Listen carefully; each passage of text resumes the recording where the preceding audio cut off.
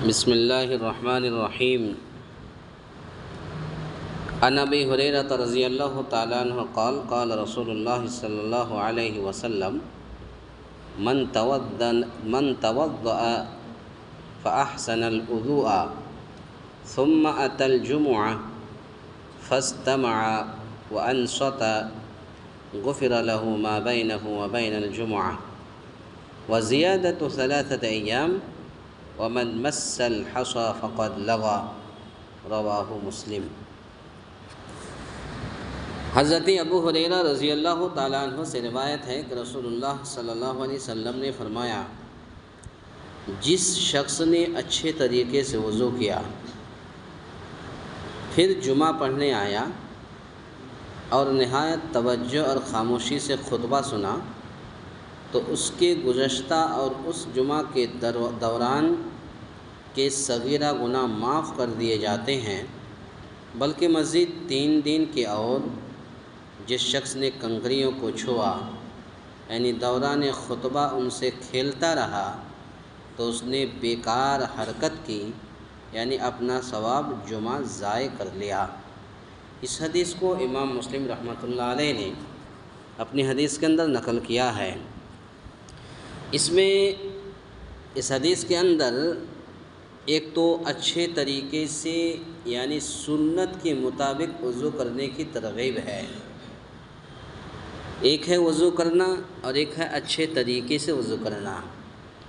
تو فَأَحْسَنَ الْوُضُوء کا جو لفظ ہے یہی اسی طریقے سے وضو کرنا چاہیے، یعنی اچھے طریقے سے وضو کرنا چاہیے.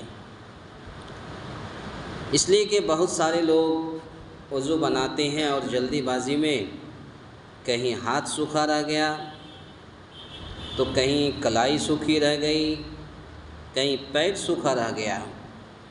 تو اگر آپ کے اعضائے وضو میں سے کوئی بھی اعضا اگر تھوڑا سا بھی اگر سوکھی رہ گئی یا سوکھا رہ گیا، آپ نے وضو نہیں کیا، صحیح سے نہیں دھویا، تو آپ کی نماز بھی نہیں ہے. نماز کے لیے وضو شرط ہے، اگر وضو صحیح نہیں ہے تو نماز میں نہیں ہے. تو اسی لیے اچھے طریقے سے جو اللہ کے نبی صلی اللہ علیہ وسلم نے جو یہ کلمہ جو کہا کہ فَأَحْسَنَ الْوُضُوءَ یعنی اچھے طریقے سے، یعنی جس طریقے سے نبی کریم صلی اللہ علیہ وسلم نے وضو کا طریقہ بتایا ہے اسی طریقے سے سنت کے مطابق وضو کی جائے. سنت کے مطابق وضو کی جائے تو سنت کے مطابق وضو کرنے کی ترغیب ہے، یعنی اچھے طریقے سے وضو کرنے کی ترغیب ہے. دوسری چیز جمعے کی فضیلت کا بیان ہے کہ جو شخص اگر اچھے طریقے سے وضو کرتا ہے، مسجد میں آتا ہے اور آنے کے بعد احتیاط کرتا ہے کہ جو لوگ پہلے سے آ کر کے بیٹھے ہیں پھر اس کے دوران یعنی بیچ میں نہیں بیٹھتا ہے، جہاں جہاں کا جگہ مل جاتا ہے وہاں بیٹھ جاتا ہے، پھر سنت وغیرہ نفل وغیرہ پڑھ کے بیٹھ جاتا ہے اور خاموشی کے ساتھ جمعہ کا خطبہ سنتا ہے، پھر نماز پڑھتا چلا جاتا ہے. تو جو شخص ایسا کرے گا تو ایک جمعہ سے لے کر کے دوسری جمعہ تک اس کی ساری صغیرہ گناہ معاف کر دیے جاتے ہیں. اور یہ جمعہ کی فضیلت کا بیان ہے کہ جو ہر عاقل بالغ مرد عورت صحت مند اور مقیم مسلمان پر فرض ہے، چاہے وہ شہری ہو یا دیہاتی ہو یا اور کہیں کا رہنے والا ہو. اور یہ جمعہ مسجد میں باجماعت ہی ادا ہوتا ہے، گھر میں انفرادی طور پر نہیں.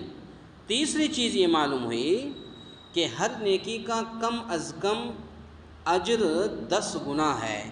اس اصول سے ایک جمعہ پڑھ لینے سے 10 دنوں کے صغیرہ گناہ معاف ہو جاتے ہیں جن کا تعلق حقوق اللہ سے ہو. جن کا تعلق حقوق اللہ سے ہو تو نماز، روزہ، حج، زکوٰۃ یہ سب کیا ہے؟ حقوق اللہ ہے. اور والدین کی اطاعت کرنا تو یہ کیا ہے؟ حقوق العباد ہے. چوتھی چیز یہ معلوم ہوئی کہ خطبہ جمعہ کے دوران خاموشی ضروری ہے، خاموش رہنا ضروری ہے. اور جو لوگ خاموش نہیں رہتے ہیں تو اس سلسلے میں جمعہ کے خطبہ میں بیان کر چکا ہوں، آپ یوٹیوب چینل میں جا کر کے دیکھ سکتے ہیں، سن سکتے ہیں. تو جمعہ کے خطبہ جمعہ کے دوران خاموشی رہنا ضروری ہے، ورنہ جمعہ کا ثواب ضائع ہو سکتا ہے۔ آپ اگر جمعہ میں آ کے بات کریں گے، آپ کسی سے کہیں گے تھوڑا سا ادھر سرک جاؤ یا ادھر ہٹ جاؤ، ادھر بیٹھو، تو گویا کہ آپ نے جمعہ کا ثواب ضائع کر دیا، برباد کر دیا۔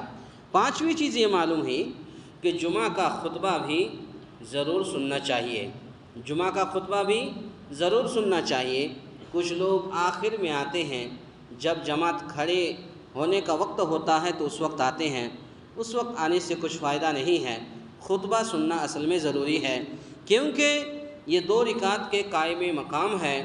خطیب کے لیے بھی ضروری ہے کہ وہ مختصر خطبہ دیں۔ خطیب کے لیے بھی کوئی بھی خطیب آئے، مختصر جو وقت ہے، ہاں کبھی کبھی اگر ادھر ادھر 5 منٹ 10 منٹ ہوا وہ الگ مسئلہ ہے، لیکن اگر مستقل خطبہ دے رہا ہے تو وقت کا خیال رکھے اور مختصر خطبہ دے۔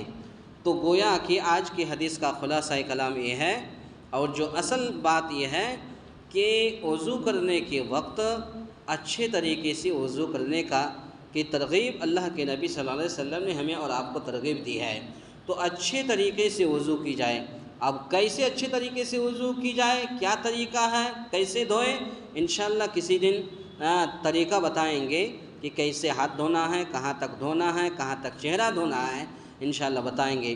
اللہ تعالیٰ سے دعا ہے یا الہ العالمین ہم تمام مسلمانوں کو کہنے سننے سے زیادہ نیک عمل کرنے کی توفیق عطا فرمائے۔ آمین۔ اقول قولی ھذا استغفر اللہ لی ولکم ولسائر المسلمین استغفروہ انہ هو الغفور الرحیم۔